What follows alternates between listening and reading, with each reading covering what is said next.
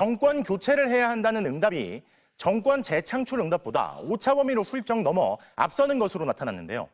특히 대법원이 더불어민주당 이재명 후보 재판에서 파기환송 선고를 내린 가운데 지지하던 후보를 계속 지지하겠느냐고 물었더니 이재명 후보 지지층에선 오히려 계속 지지하겠다는 답변 비율이 직전 조사에서보다 더 높아진 것으로 집계됐습니다.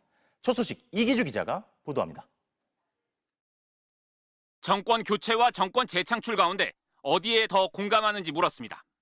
정권 교체를 위해 국민의힘이 아닌 후보가 당선돼야 한다는 응답이 56%로 정권 재창출을 위해 국민의힘 후보가 당선돼야 한다는 응답 36%보다 20%포인트 높게 나타났습니다. 정권 교체 여론은 지난 1월 말 50%에서 지속적인 상승세를 기록했습니다. 이번 대선에서 반드시 투표하겠다는 응답은 84%, 가능하면 투표하겠다는 응답 9%까지 합하면 이른바 투표 의향층은 90%를 넘었습니다. 투표할 생각이 없다는 7%에 그쳤습니다. 지금 지지하는 후보를 계속 지지할지 다른 후보로 바꿀 수 있는지 물었습니다. 지지하는 후보를 계속 지지하겠다는 응답은 84%로 다른 후보로 바꿀 수도 있다는 응답 15%를 크게 앞섰습니다.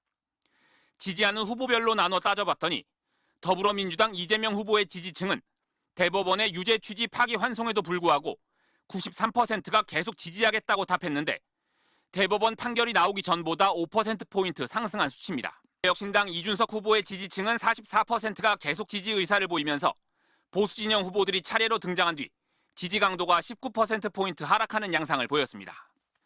정당별 지지도는 민주당이 48%, 국민의힘 34%, 개혁신당 3%, 조국혁신당, 진보당 순이었습니다.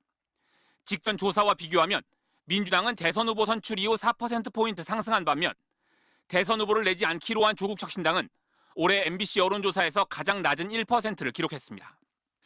이번 여론조사는 MBC가 코리아 리서치에 의뢰해 지난 4일 하루 동안 전화 면접 방식으로 전국 만 18세 이상 남녀 1,006명을 대상으로 실시했으며 응답률은 15.4%, 신뢰 수준 95%에 표본 오차는 플러스 마이너스 3.1%포인트입니다.